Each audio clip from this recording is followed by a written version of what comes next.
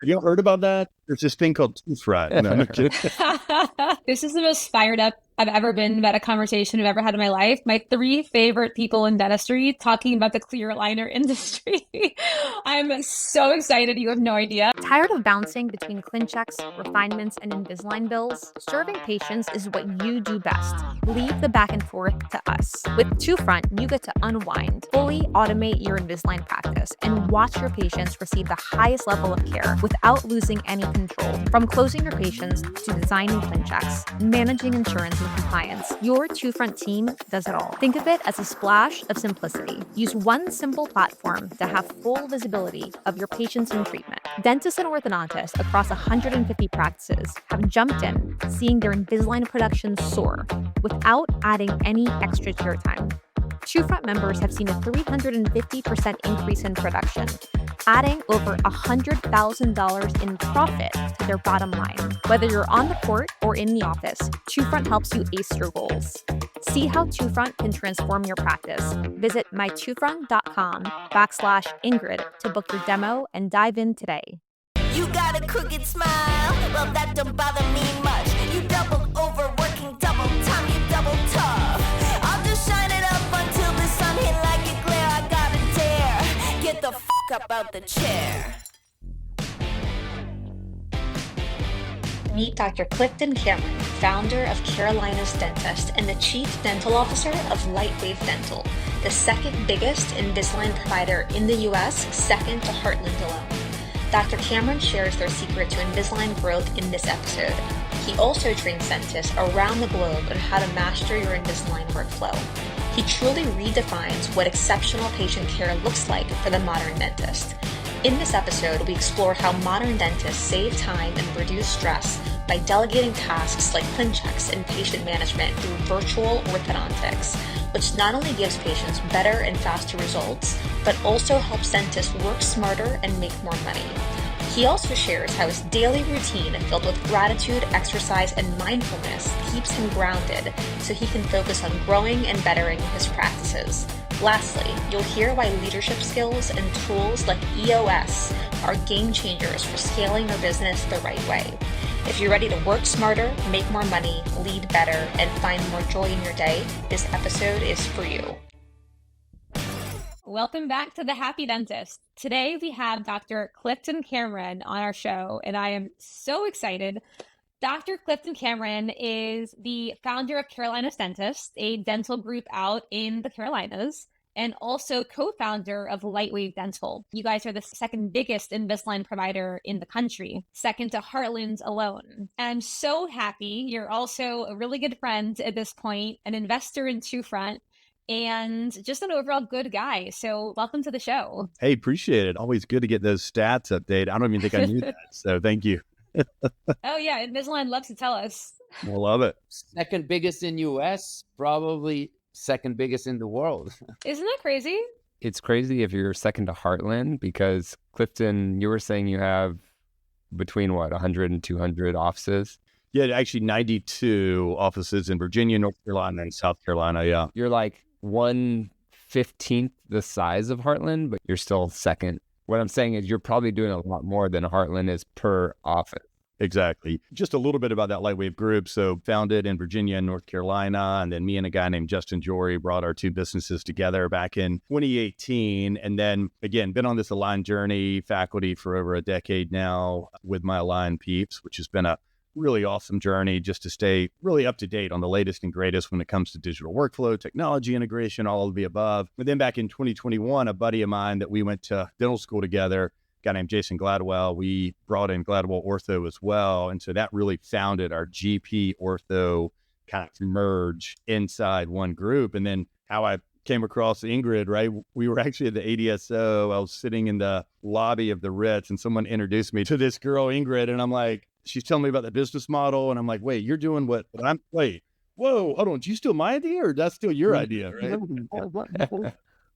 And here we are. So it was awesome.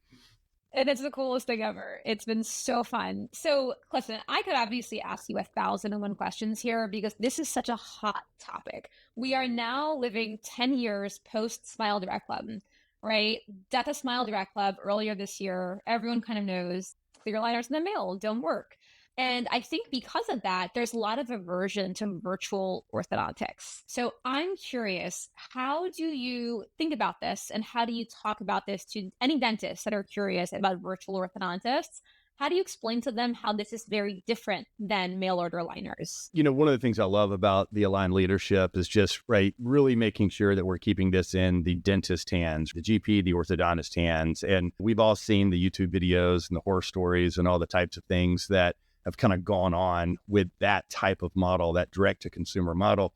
That said, we as clinicians have to level up our game and step into this consumerism mindset. We can't just continue to be resistant and think that our patients are just going to show up every 2, 3, 4 weeks and use their PTO and show up and like, oh, you have to do it my way. No, we've got to transform. And so what I found is in the partnership with my buddy Jason is that I would always consider myself small fry with Invisalign. He was big fry, and been able to bring our GP and ortho models together. But there was always, when I was on the road, either teaching in the US, Canada, or the UK, I would develop a little following of GPs. Again, I'm a GP myself, and I would sell this great vision of 10, 20, 30 cases a month and 2x, 3x your income. And that would happen.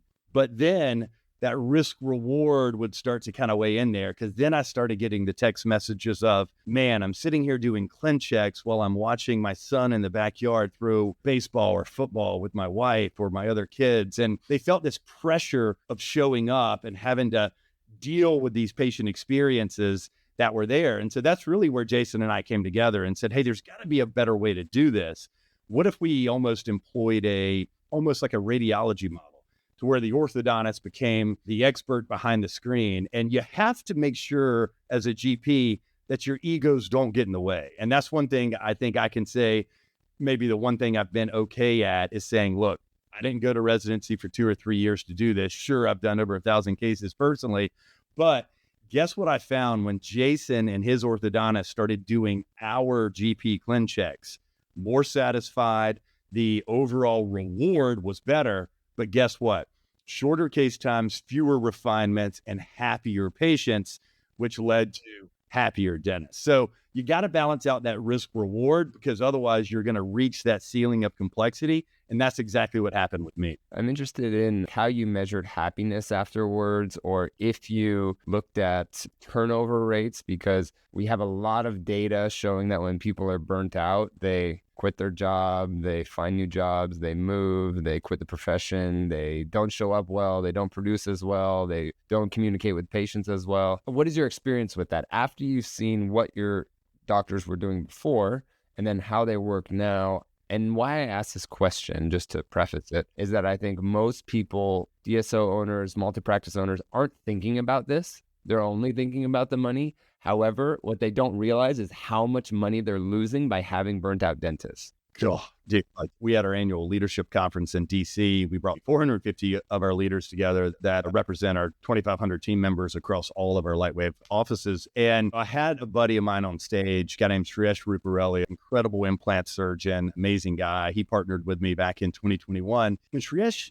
shared on the stage, took about 2 years. He joined in October 21 and he described October of 23. And he said, man, he's not going to lie. I had lost my purpose. I was clinically just checked out and I was actually physically depressed. Like his wife encouraged him to talk to someone. And again, I take ownership of that because again, as the chief dental officer of the group, I'm really tasked to engage and keep our docs engaged and moving forward and innovating and pressing forward. I just wanted to highlight that because that is real. And we as a collective industry in this group space are swinging and missing it. But back to your question, just around those clear liners and that engagement, we actually are measuring it in 2 ways. One way we were measuring it is, of course, in the patient outcomes. And Align was giving us that data and saying, hey, you guys are doing this, Clifton, with you as the GP, but you might not be as profitable or as patient experience focused as you think because your refinement percentage is X, right? We brought in Jason, and then all of a sudden we started to see, okay, case time's down, refinements down with the GP experts. Then all of a sudden, this new realm of subspecialty of our GP GPs started to really flow in. So now I'm going to use my buddy Nolan Boda as an example, right? He was doing 10, 15, 20 cases a month as a GP doing his own ClinChecks. Well, now his office is doing 30, 40, 50 cases a month while he's next door in extra space starting to develop an IV sedation program or pterygoids or going crazy, right? So it's created this space or this vacuum that he's allowed to step into as a GP to then say, hey, I've got great GP associates that are continue to do the bread and butter dentistry. They're going to ultimately take some of that burden off of me. Jason in this aligner program, that's taking that burden off of that, and overall he wins and the practice wins. So that's how we're actually measuring it, is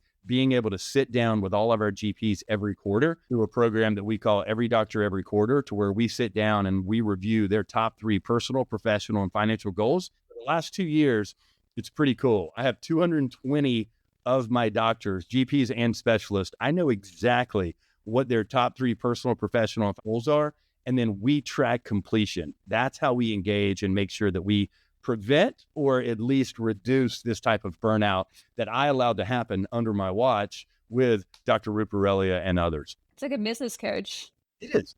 If I understood correctly, your model is basically centralizing the digital planning of the ortho cases, where all your dentists will collect the data, of course, maybe still have the final call on the treatment plan, but they will send the cases to you and you will do all the digital planning for them. Is that correct? You got it. Exactly right. So the GP and the GP team, right, we are still the experience vehicle. We are still perio, malocclusion, restorative, Botox, whatever, right? Comprehensive dentistry is happening in the GP office. But when it comes to that malocclusion section, hey, Tommy, were you aware your teeth are shifting, colliding, grinding, blah, blah, blah, whatever. Once we establish concern, we go to the Tiro, the in-face visualization, right? Hey, I'm glad you're concerned because I'm concerned as well. Hey, great news. We've actually partnered with the #1 Invisalign provider in the country, and we're going to be able to rock and roll with this and get you going right now.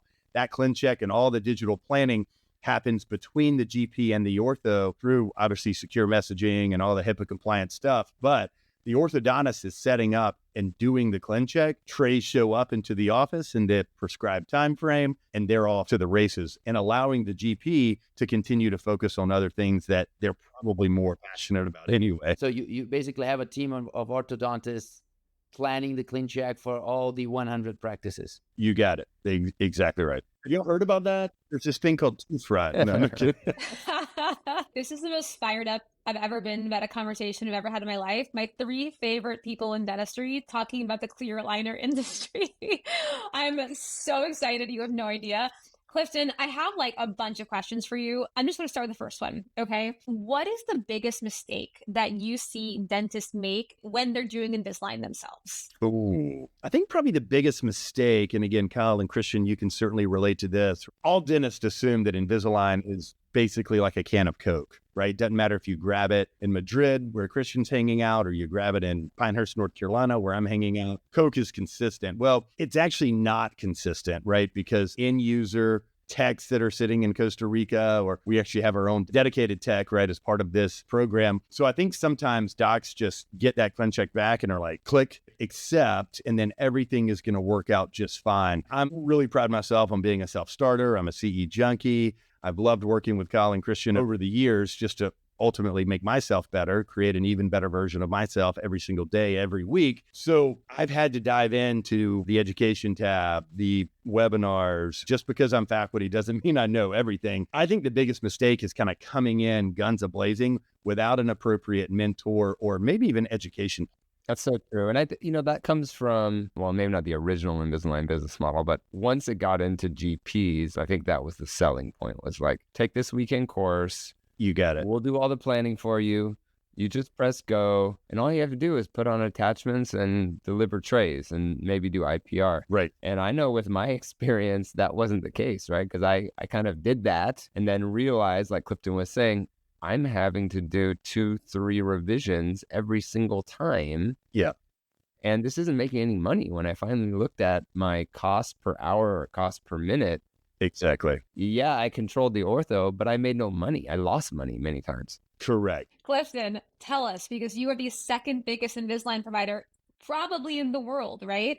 How much time do you think GPs spend on average on an Invisalign case? Ingrid, I've seen, I've done, right, 4-5 year cases. That was exactly where I was going. Again, to my Invisalign peeps, nothing wrong with that model that you sold me as a GP. The problem was the efficiency factor, the burnout factor.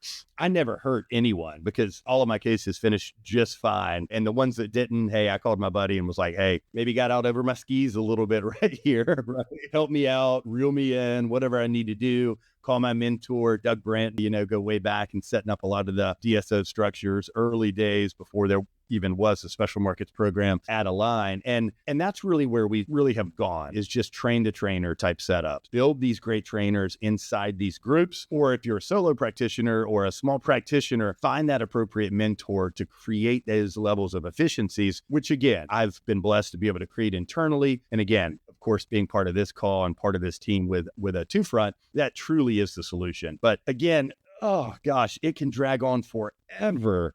And it starts to keep you up at night. That's not fun.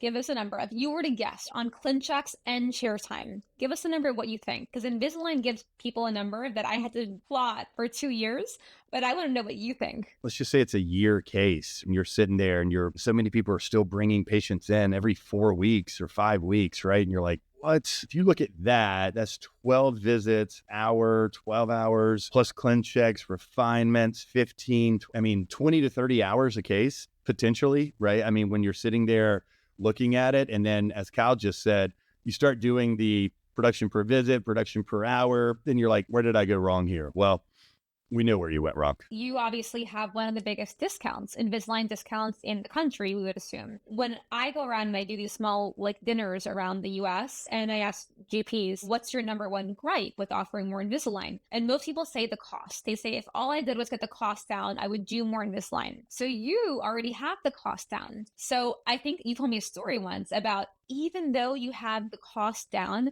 you did a macro analysis of how profitable Invisalign was at your practices. So can you tell us a little bit about that and the truth about Invisalign profitability? So I was able to bring in outside investment back kind of early days and just went through a recap process in 2023. And it was actually going through that diligence process, pretty much like a colonoscopy, even though I've never had one. I've heard they're not that much fun, but that's essentially what it felt like when back in 23. But we were trying to look at basically unit economics for an individual case. Top line, actual collected over a period of time, lab bill. You just started going down because it has become a race to the bottom when you think about really competitive metros, markets, all of the above. All of a sudden you're like 2,500 Invisalign comprehend, and you're like, how is that even possible? So when we looked at it, based on running it through the entire profit loss statement, what we found is once you get below about 5,000, 4,800 to 5,000 per case, it became a break even for the actual practice itself. Now, the provider, whatever your percentage of collections or production or however the provider is actually paid, the provider is still winning, right, as far as getting their monthly doctor compensation. But when it came to overall elevating the business, it actually became EBITDA dilutive once you got below that 4,800. And it was EBITDA accretive once you stayed kind of above that $5,000 mark, which again, in this group game, right, as we all know, in order to continue to invest in technology and new practices and move this industry forward, we have to keep an eye on both, certainly. When I started to work with Invisalign and connect Invisalign to DSD around 8 years ago, maybe more, almost 10 years ago, they at that time told me that philosophically, their idea was that they had ClinCheck to do the heavy digital work for the dentists, but they were expecting that the dentist would understand biomechanics or this new digital aligner biomechanics and will make all the major decisions themselves, manipulating the software and finishing the case. As you mentioned briefly, it didn't happen. They were telling 10 years ago that they were surprised that, I don't remember, they told me, don't tell anybody, but it's around 80% of the ClinChecks that we send back to dentists. Dentists don't even look at it and they just approve the way it is, expecting magic to happen. And we are not telling people that we do the magic. We are telling, we do the heavy lifting. You need to understand what you're doing and you need to finish the plan digitally. So we evolved into the situation where many people started to have problems, and then aligners started to get some backlash. It doesn't work. Still today, we have many very well-known old school orthodontists that are very aggressive against aligners. So with your experience, you have 100 clinics doing aligners, thousands and thousands of cases done, and a huge collective intelligence among your team. What can you do? And are there still limitations with aligners? And what are the issues, the clinical problems that you see the most happening because of lack of understanding of the system? Yeah, no, it's actually a great question. Wish I had a couple of my ortho badasses on here with me because I'm going to step in. Don't worry. Oh, perfect. There you go. All right. I got one on here. Luckily, Christian, we call it kind of share of chair. Across our ortho practices, we're averaging about 70% aligner, 30% bracket and wire. There was a story when I was still cranking full-time clinically as a GP. We didn't have this rolling yet. This was probably about 10 years ago. And my nephew, my sister's son, came in and there was Jack, right? Just horrible compliance, just gingival overgrowth over the brackets and wires. I took off his front 4 brackets and wire because I was like, I can't even see anything. And there were just little frowny faces of caries right under all of those. And where is he today? He's a linebacker at Bucknell playing football. You know, he's got 4 massive composites on his 4 front teeth that are eventually going to be RBCs, veneers, stepping into that setup. It was just that crucible moment for me where I was like, I'm never going to allow this to happen again. I remember that conversation with my sister like it was yesterday. And I was so disappointed that I had technically allowed that to happen as a quarterback. So here we are today. Certainly 10 years ago, the aligner technology was not there. But my kids today are 15, 12, and 9. All 3 of them are in aligner therapy right now. My youngest is in palatal expanders, 3D printed, snap and man, rock and roll. So listen, my take, and Ingrid backed me up on this, 95% of cases. And again, the cool thing is our GPs are treating teen cases when they don't have the orthodontist in their market. If the ortho practice is in their market, they're going to send the teen case over there, right? Let them manage it and handle it. But for example, in our Wilmington, North Carolina market, where we don't have an affiliated orthodontist, we're rocking and rolling with dropping on some buttons, some elastics, some expanders, some whatevers, just to make sure that we can avoid exactly what we were talking about. Ingrid, would you agree with that? 95% of cases are kind of there? I would say 98% of cases qualify for clear aligner therapy with an orthodontist who specializes in clear aligner therapy. And that's the caveat. Hearing what you say, Christian, about what the Align team told you, I think nothing angers me more because this is like what I spent my whole life doing, studying orthodontics, got to residency, and I actually was lucky enough to specialize in clear aligner therapy at Harvard. I've got to tell you, we did thousands and thousands and thousands of cases. It was like a football team, and they were training us with tape. And we had the best orthodontists from all over the world, from Brazil, from Mexico, from Greece, from Turkey, from San Francisco, New York, all over Boston, flying in to teach us. And I've got to tell you, there is no world where CE courses can teach someone how to do that. Yes, class 1 cases with 2 to 4 millimeters of crowding, a GP can learn how to do. But the problem is that orthodontics truly is an art. It really is an art. No 2 overjets are treated the same way because every action has an equal and opposite reaction. It kills me because dentists are studious. Like, we love to learn. And so someone says CE course, take the CE course, we're going to pay $10,000, we're going to do everything we can to be the best dentist we can. The worst side of that, I'll tell you a story about a 2 friend partner, is Dr. Baycliffe. He is like this legendary dentist who I adore, who has taken so many molars courses for the past 20 years. And still his patients are in years of treatment. He's like, I don't know why. And so it's this lie. And I hate to say that it's a little bit of a corporate lie that all you got to do is take these courses and you're going to be able to do everything you want with clear aligners. And the problem is diagnosis. It's really challenging to understand who is a case that you can treat and who is someone that you need an orthodontist for. So I'll get off my soapbox now. I think I've had this experience too, both being an Invisalign patient. So this is my second time having Invisalign. I had Invisalign 20 years ago and I'm having it again now. And also having my kid who is started Invisalign at 4 and seeing how me managing my son's case, I'm not treating him. I'm just the dentist at home, making sure he wears his trays. Yep. Both me and my son have never not tracked. So that's a combined 5 years of treatment every single time we track. No questions asked, because we actually wear the aligners. Right.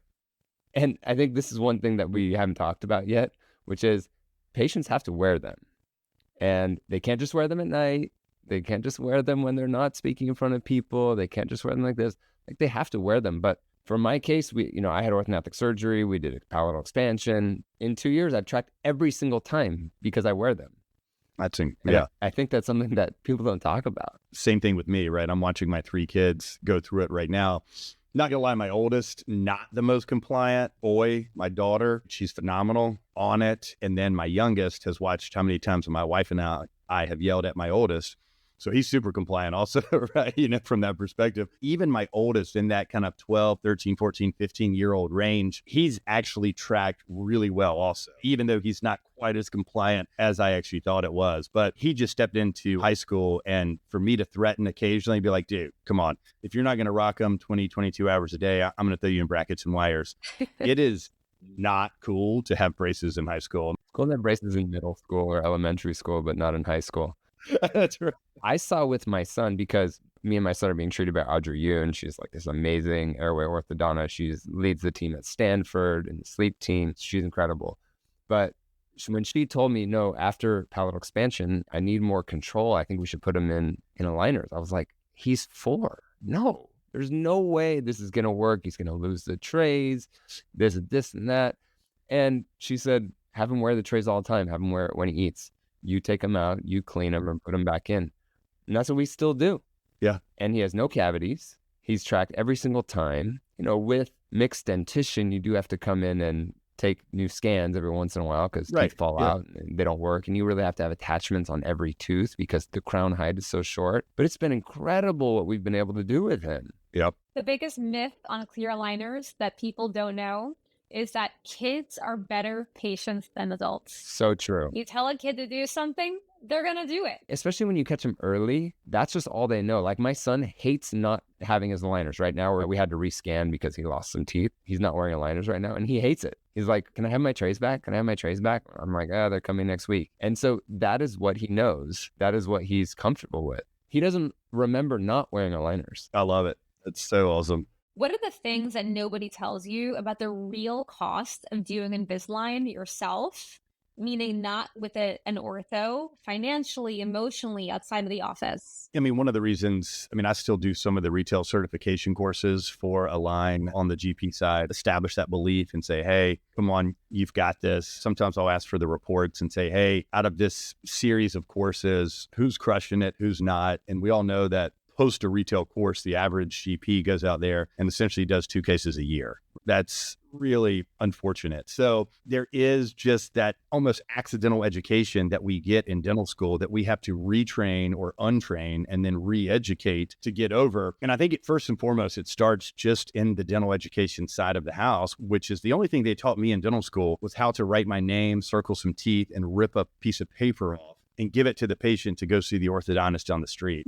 That's essentially GP orthodontic education in America. And until that changes, I know a lot of the education peeps at Align are working really hard. Again, they're only an hour up the road from me in Raleigh at the North American headquarters. And they're making a ton of inroads there, but we still have a really long way to go to get over that barrier-based mindset. So for me, first and foremost, that's number one, because that takes about 90% of those that I train or any of us on this call train. And then of those unicorns, the unicorns that get into that 5, 10, 20 cases a month, and all of a sudden they see the true value.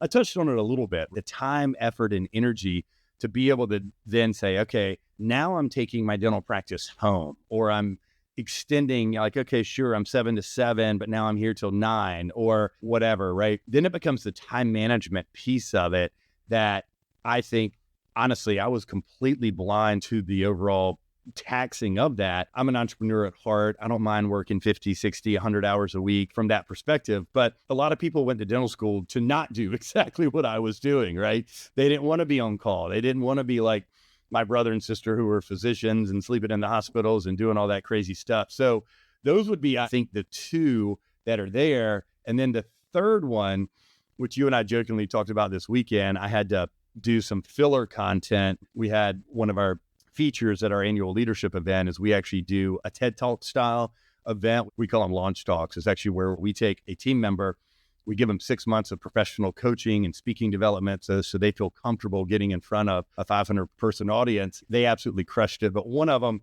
had a medical emergency and couldn't actually come in. And so I had to come up with filler content as the MC. So I went down the mean tweets thread, and actually I brought up doctors on stage and actually read 1-star reviews, and damn if it was not powerful, right? Because there's always that fear as the dentist, especially as the GP, oh shit, I'm leaning into something that could get me burned in the community eye, right? With a freaking 1-star review. I'm not gonna lie, that thread that I pulled on was kind of what Kyle had talked about earlier, right? Like, I mean, it's real, right? I think we forget that we're humans as GPs, right? And as dentists, and to be able to like actually go to bed at night and wake up and have that fulfillment versus having that just trail of, oh shit, what have I done? So for me, it's right, that accidental education for dental school. If you do get there, it's that overwhelm, keeping you from what you actually want to be doing, especially on that personal side. And then number 3, that fear of just screwing up and then getting roasted or skewered in that kind of public opinion. It relates so much back to in the implant world too, because we're talking about something that is traditionally owned by specialists, traditionally only specialists are trained for. And it really spoke to me because I spent a lot of time in the implant world, my first maybe 10 years of practice, research and speaking. I like when you said people come out of a course and they do 1 or 2 a year. Yeah. And then they get annoyed that it didn't work out right or they didn't make money on it. And I see the same thing with implant dentistry. I mean, you could really say the same thing with almost anything. Correct. It's like if you do 1 or 2 veneer cases a year, you're never going to be efficient at it. You're never going to get good at it.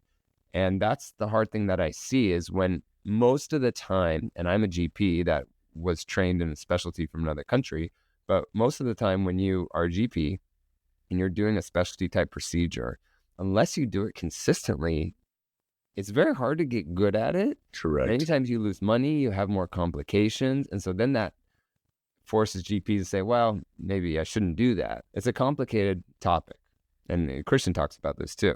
There's so many GPs that want to grow their aligner business. There's so many dentists that are doing good with the aligner business that want to open a second location, a third location, that want to expand. But very few are successful. And you have 100 of them, 100 practices. If you could summarize the things that you believe you did right at the beginning to be able to expand with such consistency, if you could look back and identify the things that you did right to allow you to grow the way you grew, what would these things be? It's so funny that you asked that question because I literally I had a little breakout. We call it our new associate mixer, where we bring all of our docs that have joined the organization since January. And I looked them straight in the eye and I said, hey guys, listen, I wish I had someone that had told me this in the first 6 or 12 months of my career. Hey, sorry to tell you this, but becoming a good technical dentist is not enough, is absolutely not enough. Your end game is leadership. Slow clap on that. Your end game is leadership. It took me 5 years to figure that out, Christian, right? And all of a sudden, it's like when I started getting stirred with the emotion of watching my DA celebrate how great that outcome was with that patient, all of a sudden I was like, wait, the arrows were pointed in on me for the first 5 years of my career. I've got to turn the arrows out. And it's actually not about me. It's about my practice manager and not feeling like we have to discount or give away free dentistry, or my dental assistant feeling that sense of accomplishment because she was just as much a part of that case as I was. It wasn't all about me and the income and whatever I was doing. So what I found, Christian, early days when I started Carolina's Dentist were really 2 things. Like I had to become a better leader, bottom line. For me personally, I leaned in. I had a mentor that I had just providentially run across locally. And so I leaned in with Dan Sullivan and his strategic coach program out of Toronto. You consciously invested on yourself to become a better leader. 100%, right? And again, I went 5 years hardcore with strategic coach as part of their signature and then 10X program. And then on the business side, I realized I kept putting out the same fires over and over and over again. And that's when, and actually Ingrid and I are on the same journey because she's taken 2 front there too, which is so exciting. There are hundreds of different operational platforms out there. You just got to pick one. And mine was EOS, Entrepreneurial Operating System. Gino Wickman in the book called Traction And so personally, as a leader, I leaned in with strategic coach, whether it's YPO or EY, or there are a ton of them out there, right? Go pick one. Yeah, it's going to cost you some money, but go pick one. And then on the business side, to scale, I knew that I needed to have something, some operational platform, because yes, guess what? I had to let go of the vine because all of a sudden I recognized, oh shit, I'm now turning my patients over to doctors that maybe I don't trust or I don't know or I haven't seen their clinical outcomes. You have to find a way to let go of the vine, and EOS was really that platform for me. We use actually the same. We when we started to try to become a professional company, Yeah. we use the same book and the same platform. No way. That's 3 of us on this call right now. 2 friends also in EOS. You nailed it, to leadership and having a professional business platform to run your business, to guide you through the daily management of everything and the amount of new things that you need to manage. These are key 2 things, but they are kind of generic for everybody. Are you able to find a third aspect that is more customized and personal to you? Something, the third component of your success? And maybe specific for clear aligners, if I may add that. Yep. Oh gosh, now you're really diving deep. So I can say, well, the third component for me, Choosing the best aligner in the market will not accept only that answer, right? Listen, I know your formula. It's your formula. You want to share the formula.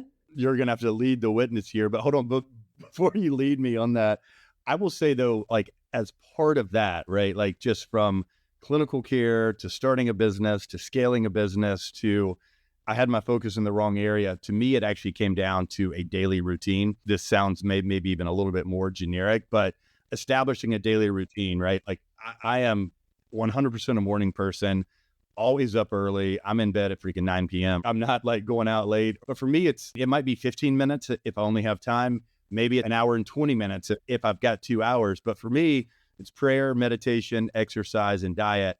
And inside that daily routine and morning, it's where I recenter. It's where gratitude kind of flows in. The fulfillment's there. I flush the bad from yesterday, right? I learn from those failures. I lean into the mistakes. I lay out my top 3. And then I go out and I just share as part of my unique ability day to day and interactions or whatever, right? I want to bring that energy and I want to bring that kind of that faith or hope that many times we see when we cross, lives or daily lives with people that they're not there. Right. And so if I didn't have that routine, that those just habits that are ingrained in my DNA, I think I would not be nearly the human that I am right now. Sounds generic, but it's not. That is the key for success: routine, discipline, repeating, and gratitude. I love that as well. What is next? What do you still want to improve in your business? What is the thing that bothers you the most that you're like, damn it, we need to improve this? Yeah, actually just coming off an investor call literally about 10 minutes ago. Not going to lie, we had been so focused just on doctor development and every doctor every quarter. And really 2 things we've done really well at Lightwave, I would say, is that out of our 250 doctors, 120 of those doctors are equity owners with me. We have a truly dentist-owned and dentist-led culture as part of our dental leadership organization. And so I always say, hey, as part of the DLO, the first and most important tenet is we are truly dentist-owned, dentist-led, not some bullshit phantom equity, blah, blah, blah, whatever, right? That I went through in the first 4 years of my career with another group, but true wealth creation vehicle. Number 2 is intentional mentorship for our doctors. And that's for GP specialists, all of the above. Not going to lie, we've kind of missed on the overall hygiene efficiency side of it right now. And almost a little bit of kind of table stakes. And to me, that's where our partnership with Pearl AI and the co-diagnostics and the second opinion, being able to really elevate our hygienists as providers, as co-diagnosers, and being able to take a little bit of that rub out. Right now, we're kind of fighting this old guard versus new guard. We've got these COVID hygienists that are coming out and people are saying, oh, they don't care as much as they did prior to, and the hourly wages are up and everybody's pissed off about it. No, that's all bullshit, right? It's truly leaning in, just like I did with my doctors over the past 4 years. We have to lean in with our hygienist development. And I think we're only going to see our game elevate even more, which is getting our patients the optimal oral health that you and I all know that they need. What you're saying about your daily routine, it's kind of like I'm like my coach and mentor to my 4 younger sisters, and they're like looking for love and like happiness. And I tell them like love is an act and finding peace and happiness is an act. Like love is an action and finding peace and happiness is an action. And that's kind of what you're saying. The action to find that stability is your routine. It's like Christian said, it's your discipline. And so I do think a lot of people just kind of hope that things are going to happen to them and they're going to feel a certain way. But if you can be action oriented, and that's exactly what you're saying, and take those daily, simple but not easy actions, that's how I think people can find that growth and stability that they're looking for. Dr. Shreyas Ruparelia, he's an amazing KOL with, again, implants and surgery all over the world, right? And he actually did one of our TED Talks and just hit me like a 2x4 up against my head, right? He said, never has life been objectively so good, just with the technology and the medical advancements and where everything is and transportation and whatever. I mean, it's never been as good as it is right now, but subjectively, it's never been so bad. And it's all in the way that we as humans essentially gain and figure out what's truly there for us, right? And what is our actual end goal or our fulfillment? And I wrote this quote down, right? And the name of his talk was actually, the result is never yours to give, because we always think that, if we can just get here, then I'll be happy. Or if I can just get to 10 cases per month, well, then I'll be good enough or whatever. And it happened to me when Justin and I first brought our businesses together, right? I was like, I'm working so hard and this and Carolina's Dentist, and the vision will be realized when this happens and this money goes into my bank account. Nothing happened. In fact, I actually got a little depressed, to be honest with you, right? It wasn't until 2021 at our first Lightwave Launch Leadership Conference where I rolled out and kind of advanced the dental leadership organization movement. That was the realization of the vision, because I saw what it did to those around me. The result is never yours to give, right? It's that path, it's that journey that you better figure out a way to enjoy, because I can promise you the result, no one's going to be there clapping for you or waiting for you to finish to come across the actual finish line. Did you all read Shoe Dog by Phil Knight? Yes. Great read. Founder of Nike. At the very end, what he says, it's this crazy long journey. And at the end, he's like, and then the money hit my bank account. And then fast forward 40 years and nothing changed. I'm still going to the same movie theater with my wife. The difference is that Bill Gates is there, but nothing's changed. So I love that you bring that up, Clifton. Exactly. I actually have a buddy who's on the PGA Tour, a guy named Kevin Stroman. He and I went to undergrad at Duke together. I used to caddy for Kevin when he was on like the mini tours and the Hooters tours and living out of his car. And Kevin's a top 100 golfer in the world at this point, but he shares that same story, right? He had worked so hard to win a PGA Tour event. He finally did down in Florida, and he won the Valspar Open, right? Kind of a smaller tournament. And he was just expecting all this setup and the passing of the check and the trophy. And he said while he was being interviewed by CBS, he heard noises behind him. And after they finished the interview, they were already dismantling the stands behind him, right? No one was there. They were moving on to the next week, the next tournament, the next victor. And he had this overwhelming sense of like, oh shit, I have had my priorities and my happiness totally in the wrong spot. And I think that really applies to us as dentists and as clinicians.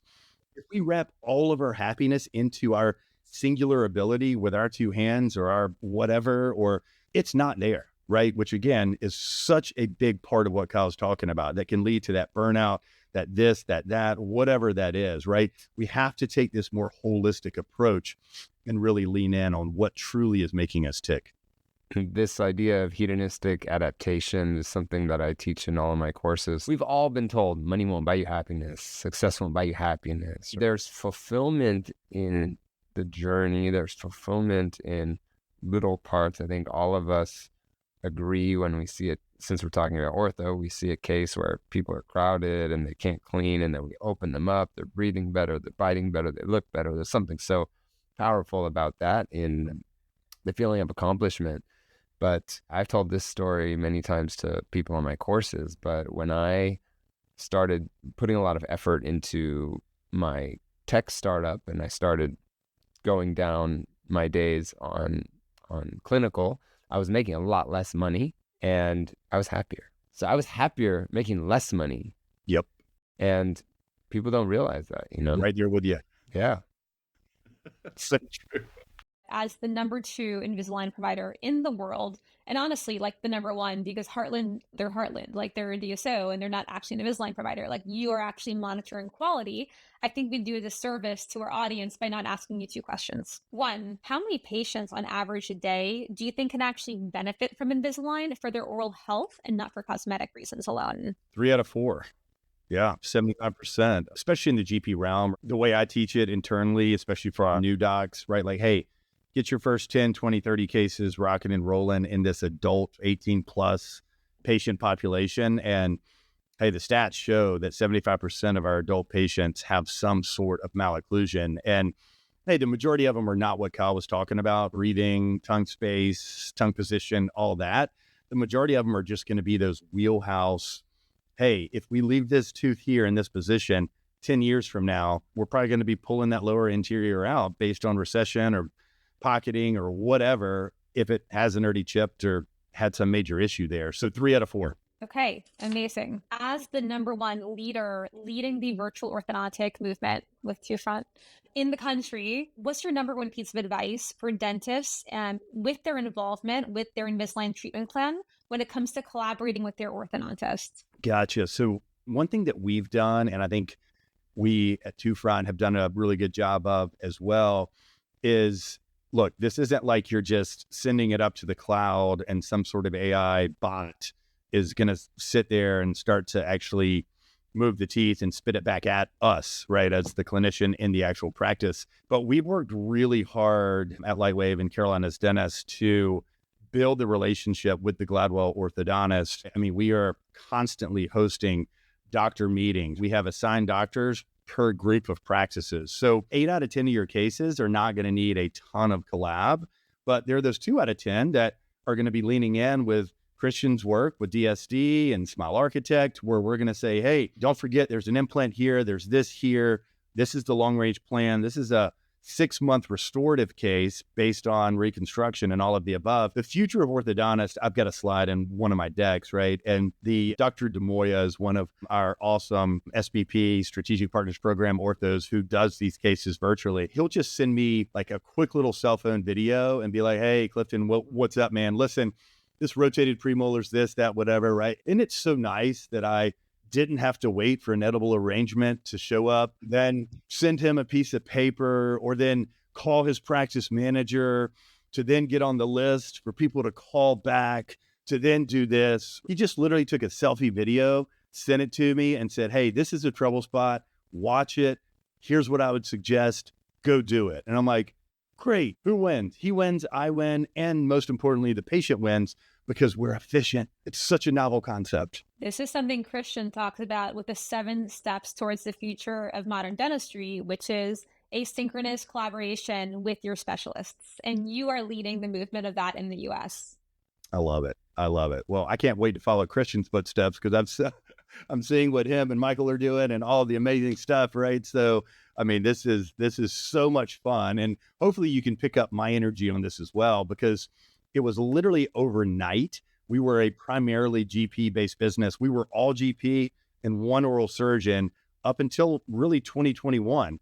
And then overnight, Lightwave is now 60% GP, 40% specialty. And we are working our asses off to integrate this, not just from like and again, we would never do this, like, hey, GP, you have to refer there. What we're saying is, hey, specialist, come in and actually help mentor as part of this EDEQ, Every Doctor, Every Quarter program. And we're just seeing the early signs of it. And we're watching this asynchronous, right? I mean, it is literally happening and patient outcomes are improving every day. And if there's any GPs that are listening that are in the Carolinas region, Clifton is the best leader and mentor you're ever going to have. So reach out. Clifton, thank you for coming on. Where can people reach you? Listen, feel free to reach out. My email is very simple, Clifton, Clifton, at lightwavedental.com. Please drop me a note. Always excited to respond, be a mentor, be a coach, however I can be. Again, we're blessed to be in such an amazing industry and how quickly it's changing, hey, we all need coaches and we all need to share our best practices more than ever. Thank you so much for coming on, and I will talk to you soon. Bye, guys. It was very good. Yeah, that was fun. Thank you. Appreciate it, guys. Get the f*** up out the chair. Whoa.